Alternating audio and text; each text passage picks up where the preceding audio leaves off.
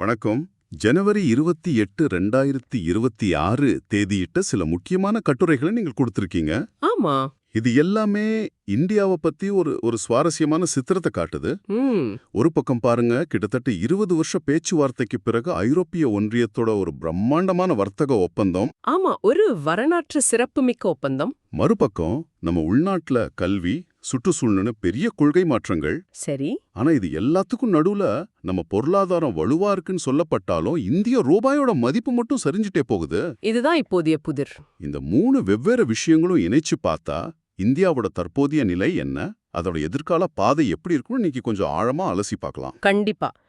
இந்த 3 செய்திகளும் ஒரே நாள்ல வந்தது ஒரு தற்செயல் நிகழ்வு இல்ல.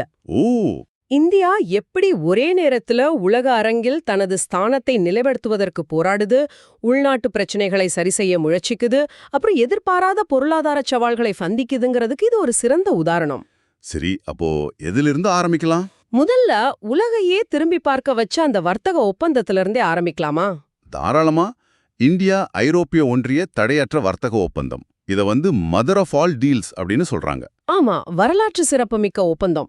2007 ஆரம்பிச்ச பேச்சுவார்த்தை இது. கிட்டத்தட்ட 2 தசாப்தங்கள். ஆமா. இவ்வளவு காலம் இழுத்தடிச்ச ஒரு விஷயம் இப்போ எப்படி திடீர்னு சாத்தியமாச்சு? இதுதான் இதுல உள்ள ஒரு புவிசார அரசியல் சுவாரஸ்யம். வெறும் பொருளாதாரம் மட்டும் காரணம் இல்ல.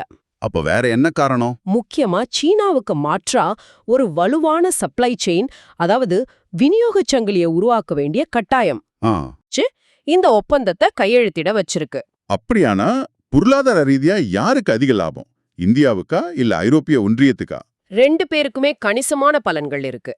இந்தியா கோணத்துல பார்த்தா நம்மளோட 99.5% ஏற்றுமதி பொருட்களுக்கு ஐரோப்பிய சந்தையில வரி முழுசா நீக்கப்படும். 99.5%? இது ரொம்ப பெரிய விஷயம். ஆமா, குறிப்பா ஜவுளி, ஆயத்தாடைகள், தோல் பொருட்கள், காலணிகள், அப்புறம் ரத்னங்கள், நகைகள். அதிக வேலைவாய்ப்பு தர துறைகள். ஆமா, கோடிக்கணக்கான மக்களுக்கு வேலைவாய்ப்பு தர இந்த துறைகள் நேரடியா பயனடையும். இது தவிர ஐடி உட்பட 144 சேவை துறைகள்லயும் இந்தி நிறுவனங்களுக்கு புதிய கதவுகள் திறக்கப்படும். ஒரு நிமிஷம், இது கொஞ்சம் குழப்பமா இருக்கு. ஐரோப்பிய ஒன்றியத்துக்கு இதுல என்ன பெரிய லாபம்? வேகமாக வளர்ந்து வர்ற இந்திய சந்தைங்கிறது சரிதான். ஆனா அவங்களோட உயர் தொழில்நுட்ப பொருட்கள் இங்க வந்தா அது மேக் இன் இந்தியா திட்டத்துக்கு எப்படி உதவும்? நாம அவற்றை இறக்குமதி தானே செய்றோம். நல்ல கேள்வி. இங்கதான் ஒரு நுட்பமான விஷயம் இருக்கு. ஐரோப்பிய ஒன்றியத்தோட 97.5% பொருட்களுக்கு இந்தியாவுல வரி குறைக்கப்படும். சரி. குறிப்பா உயர் தொழில்நுட்ப இயந்திரங்கள், மருத்துவ உபகரணங்கள், விமான பாகங்கள், இதெல்லாம் சுலபமா இந்தியாக்கு வரும். ஆமா, எளிதாகவும் மலிவாகவும் இந்தியாக்குள்ள வரும். மேக் இன் இந்தியாங்கிறது வெறும் அசம்பிளி பண்றது மட்டும் இல்ல. ஓ, இப்படி செய்ய முடிஞ்சா அது மேக் இன் இந்தியா திட்டத்துக்கு ஒரு ஊந்துதல் தானே. புரிகிறது. அப்படியானால் இது ஒரு விதமான பண்டமாற்று மாதிரி தெரியுது. எப்படின்னு சொல்றீங்க? நம்ம ஜவுளி மாதிரி அதிக வேலைவாய்ப்பு தர்ற துறைகளுக்காக ஐரோப்பிய சந்தையை திறக்க சொல்றோம். பதிலுக்கு அவங்களோட உயர் தொழில்நுட்ப பொருட்களுக்காக நம்ம சந்தையை திறக்கிறோம். மிகச்சரியா சொன்னீங்க. இது ஒரு திட்டமிட்ட பொருளாதார வியூகம்தான். இதுல ஒரு தெளிவான முன்னுரிமை தெரியுது. ஆமா, இந்தியா தன சொகுசு கார் மற்றும் வைன் சந்தையோட ஒரு சின்ன பாகத்தை ஐரோப்பாவுக்கு தியாகம் செய்து பதிலுக்கு கோடிக்கணக்கான சாதாரண மக்களுக்கு வேலைவாய்ப்பு தர்ற துறைகளுக்கு ஒரு மிகப்பெரிய சந்தையை பெற்றிருக்கு. இந்த சொகுசு கார்கள், வைன் விஷயத்தை பத்தி பேசலாம். இதுதானே இத்தனை வருஷமா பெரிய தடையா இருந்துச்சு. ஆமா, முக்கிய தடைகள்ல இதுவும் ஒண்ணு. 110% இறக்குமதி வரி இருந்த கார்களுக்கு இப்ப என்னாச்சு? இந்த முடிச்சுக்களை ரொம்ப சாமர்த்தியமா அழுத்திருக்காங்க. 2 தரப்பும் கொஞ்சம் விட்டு கொடுத்திருக்கு. உதாரணமா, இப்போ 25 லட்சம் ரூபாய்க்கு மேல விலை உள்ள ஐரோப்பிய கார்களுக்கான இறக்குமதி வரி படிப்படியா 10% வரை குறைக்கப்படும். 10%? 110ல இருந்து? ஆமா, ஆனா இதுல ஒரு நிபந்தனை இருக்கு. என்ன அது? இது ஒதுக்கீடு, அதாவது கோட்டா அடிப்படையில மட்டுமே. வருஷத்துக்கு இவ்ளோ கார்கள் மட்டும்தான் இந்த வரிச்சலுகையில இறக்குமதி செய்ய முடியும். ஓ, அப்போ திடீர்னு ஐரோப்பிய கார்கள் சந்தையில குவியாது. அதே மாதிரிதான் வைன் விஷயமும். அதுக்கும் இதே போன்ற ஒரு ஏற்பாடு தானே? அதேதான். வைன் மேல இருந்த வரி 150%லிருந்து 20-30% குறைக்கப்படும். இதுவும் ஒதுக்கீடு முறையில தான் வரும். அதே சமயம் விவசாயிகளோட வாழ்வாதாரத்தை பாதிக்கிற பால் பொருட்கள், தானியங்கள், இறைச்சி, இந்த மாதிரி முக்கியமான துறைகளுக்கு இந்த ஒப்பந்தத்திலிருந்து முழுசா விலக்களிக்கப்பட்டிருக்கு. இது இந்தியாவின் மிக முக்கியமான கோரிக்கையா இருந்திருக்கும். ஆமா. ஆக இது வெறும் வர்த்தக ஒப்பந்தம் என்பதை தாண்டி ஒரு மூலோராய கூட்டாண்மை மாதிரி தெரியுது. கண்டிப்பா. இந்த ஒப்பந்தம் towards 2030 India EU joint comprehensive strategic அஜெண்டான்னு ஒரு பெரிய திட்டத்தோட ஒரு பகுதி தான். ஓ, வர்த்தகம், தொழில்நுட்பம், பாதுகாப்பு, உலகளாவிய சவால்களை எதிர்கொள்வது, அப்புறம் மக்களிடையான தொடர்புன்னு 5 தூண்கள்ல இந்த உறவை அடுத்த கட்டத்துக்கு கொண்டு போக பாக்குறாங்க. இதுல குறைக்கடத்திகள், பசுமை ஆற்றல் மாதிரியான விஷயங்களும் அடங்குமா? ஆமா, குறைக்கடத்திகள், பசுமை ஆற்றல், பாதுகாப்புத்துறை ஒத்துழைப்பு இது எல்லாமே அதுல அடங்கும். சரி, இந்த ஐரோப்பிய ஒன்றிய ஒப்பந்தம் உலகளாவிய விதிகளுக்கும் தரங்களுக்கும் இந்தியா தன்னை எப்படி தயார்படுத்திக்குதுன்னு காட்டுது. இதே மாதிரி ஒரு விதிமுறை மாற்றம் உள்நாட்டிலையும் ஒரு பெரிய விவாதத்தை ஏற்படுத்தியிருக்கு. ஆமாம். ஆனா இது வர்த்தகத்தை பற்றியதில்ல, சமூக நீதியை பற்றியது. பல்கலைக்கழக மானியக்குழு, அதாவது UGC கொண்டு வந்திருக்கிற புதிய விதிகளை பத்தி பேசலாம். ஆமாம். உயர்கல்வி நிறுவனங்கள்ல சாதி அடிப்படையிலான பாகுபாடுகளை தடுக்கிறதுக்காக இந்த விதிகள் கொண்டு வந்திருக்காங்க. இதுக்கு பின்னாடி என்ன? ரோஹித் வெமுலா மற்றும் பாயல் தட்வி ஆகியோரோட தற்கொலை சம்பவங்களுக்கு பிறகு உச்சநீதிமன்றம் தலையிட்டதன் விளைவா இந்த விதிகள் உருவாக்கப்பட்டிருக்கு. 2012ல இருந்த விதிகளை விட இது ரொம்ப கடுமையானது. ஒவ்வொரு கல்லூரியிலயும் சமத்துவ படைகள், அதாவது ஈக்விட்டி ஸ்குவாட்ஸ் ரோந்து போகுன்னெல்லாம் படிச்சேன். கேட்கவே கொஞ்சம் தீவிரமா இருக்கு. ஆமா, அந்த பதமே ஒரு விதமான ஒரு கண்காணிப்பு உணர்வை ஏற்படுத்தாதா மாணவர்கள் கிட்ட? இந்த அமைப்பு எப்படி செயல்படும்? உங்க கேள்வி நியாயமானது. இந்த அமைப்பு 3 அடுக்குகளை கொண்டது. முதல்ல, ஒவ்வொரு நிறுவனத்திலயும் ஒரு சம வாய்ப்பு மையம். Equal opportunity centre. ஆமா, அதுக்கு மேல புகார்களை விசாரிக்க ஒரு சமத்துவ குழு, அதாவது ஈக்விட்டி கமிட்டி. சரி. 3வது தான் நீங்க சொன்ன சமத்துவ படைகள். இவங்களோட வேலை வளாகத்துல பாகுபாடு நடக்குதான்னு கண்காணிக்கிறது தான். புகார் வந்தா என்ன நடக்கும்? புகார் வந்த 24 மணி நேரத்துக்குள்ள சமத்துவ குழு கூடணும். 15 நாட்களுக்குள்ள அறிக்கை சமர்ப்பிக்கணும். ரொம்ப வேகமா செயல்படணும். ஆமா, அடுத்த 7 நாட்களுக்குள்ள நிறுவனத்தோட தலைவர் நடவடிக்கை எடுக்கணும். ரொம்ப இறுக்கமான காலக்கெடு நிர்ணயிச்சிருக்காங்க. இதுக்கு முன்னாடி இருந்த 2012 விதிகளுக்கும் இதுக்கும் என்ன முக்கிய வேறுபாடு? ஏன் இப்போ இவ்ளோ எதிர்ப்பு வருது? 2 முக்கிய வேறுபாடுகள் இருக்கு. 2012 விதிகள் பெரும்பாலும் அறிவுரைகளா தான் இருந்துச்சு. கட்டாயமில்ல. ஆமா, அதை பின்பற்றலைன்னா பெரிய தண்டனைகள் கிடையாது. ஆனா இந்த 2022 விதிகள் கட்டாயமானவே. பின்பற்றாத கல்வி நிறுவனங்களோட மானியத்தை நிறுத்துறது, அங்கீகாரத்தை ரத்து பண்றதுன்னு. கடுமையான நடவடிக்கைகள் எடுக்க முடியும். ஆமா. 2வது, முந்தைய விதிகள்ல SC/ST மாணவர்கள் மட்டும்தான் குறிப்பிடப்பட்டிருந்தாங்க. இப்ப OBC பிரிவினரும் வெளிப்படையா சேர்க்கப்பட்டிருக்காங்க. சரி, இதன் மறுபக்கத்தையும் பார்க்கணும். இந்த விதிகளை தவறா பயன்படுத்த வாய்ப்பு இருக்குன்னும், தவறான புகார்களுக்கு தண்டனை இல்லாததும் ஒரு குறைபாடுன்னும் கட்டுரைகள் சொல்லுது. ஆமா, அந்த வாதங்களும் முன்வைக்கப்படுது. அந்த விமர்சனங்கள் பத்தி உங்க கருத்து என்ன? பாருங்க, இந்த விதிகளை பயன்படுத்தி பொதுப்பிரிவு மாணவர்களை பழிவாங்க வாய்ப்பு இருக்குங்கிறது ஒரு முக்கிய விமர்சனம். ஒரு புகார் தவறுன்னு நிரூபிக்கப்பட்டா புகார் கொடுத்தவர் மேல என்ன நடவடிக்கை எடுக்கிறதுன்னு இந்த விதிகள்ல தெளிவா இல்ல. இது ஒரு முக்கியமான பாயிண்ட். இது வளாகங்கள்ல ஏற்கனவே இருக்கிற சாதி பிளவுகளை இன்னும் ஆழமாக்கிடுமோன்ற கவலையும் சிலரால எழுப்பப்படுது. நாங்க இங்க அந்த வாதங்களை அப்படியே உங்களுக்கு தர்றோம். சரி, சமூக மாற்றங்கள்ல இருந்து சுற்றுச்சூழல் கொள்கைக்கு வருவோம். நம்ம ஆன்லைன்ல ஆர்டர் பண்ற பொருட்களை கொண்டு வர்ற அந்த சின்ன டெலிவரி வேன்கள், இலகுரக வர்த்தக வாகனங்கள், அதாவது LCVs. ஆமா, அது இப்போ கடுமையான எரிபொருள் திறன் விதிகளுக்கு கீழே கொண்டு வரப்பட்டிருக்கு. இது ஏன் இவ்வளவு முக்கியமான ஒரு விஷயமா பார்க்கப்படுது?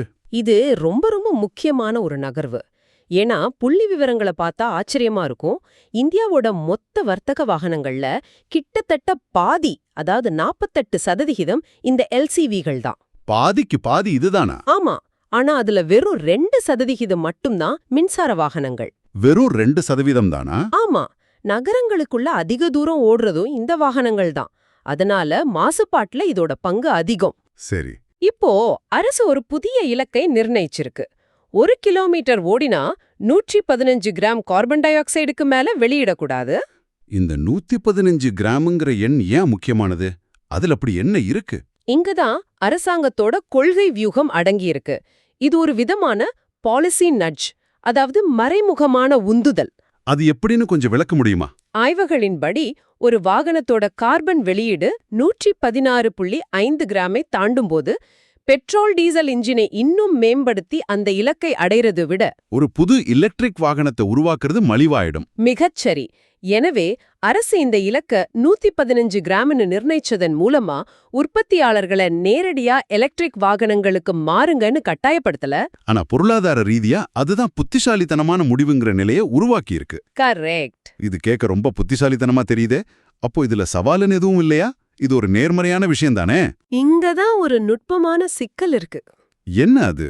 இந்த புதிய விதிகள் மின்சார எல்சிவிகளுக்கு சூப்பர் கிரெடிட்ஸ்னு ஒன்னு வழங்குது. Super credits.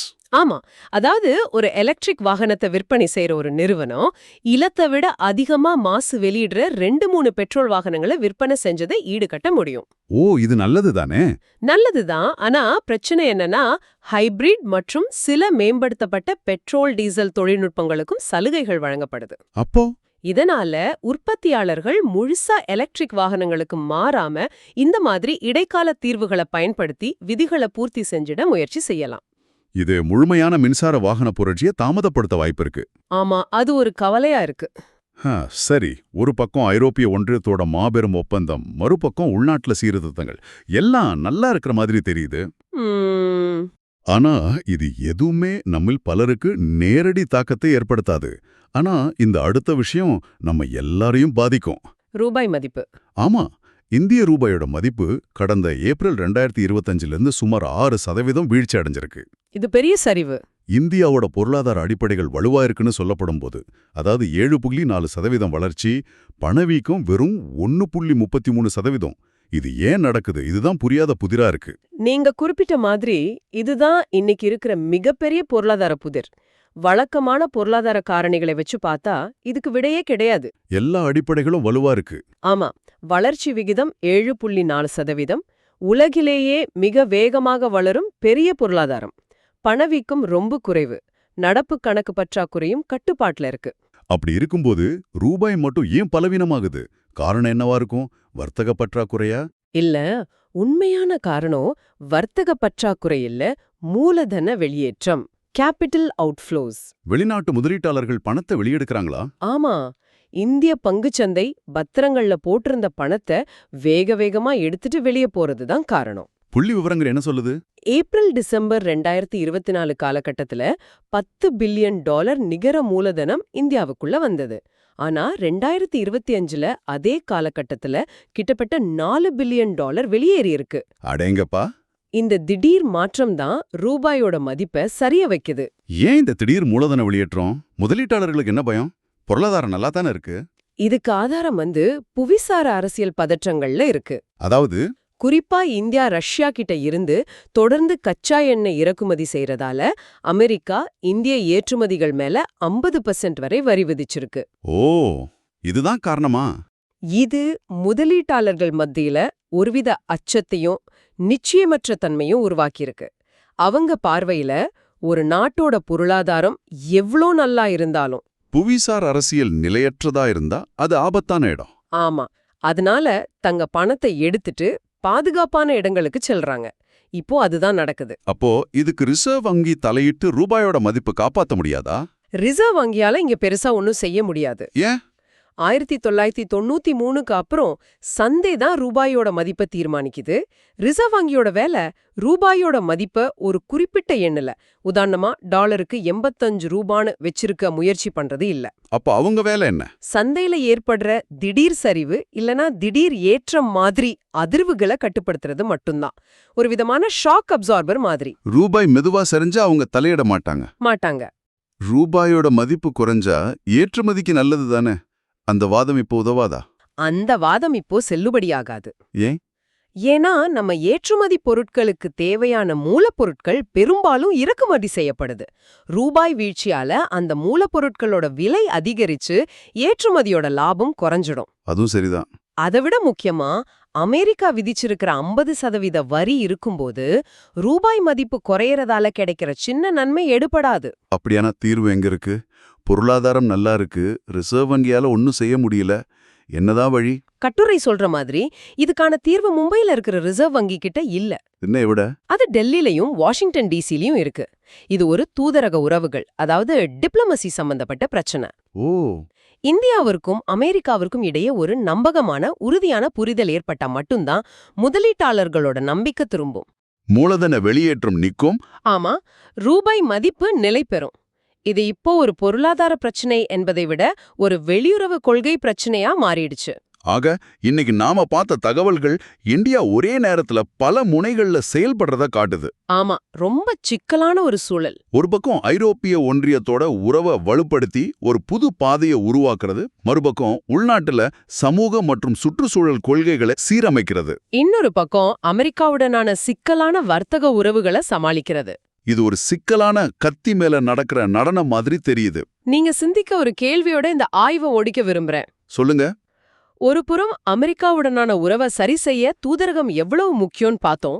மறுபுறம் ஐரோப்பிய ஒன்றியத்தோட 20 வருஷ பிரச்சனையை தீர்த்து ஒரு மாபெரும் ஒப்பந்தத்தை முடிக்கவும் தூதரக உறவுகள் எவ்வளவு உதவி இருக்குன்னு பார்த்தோம். ஆமா.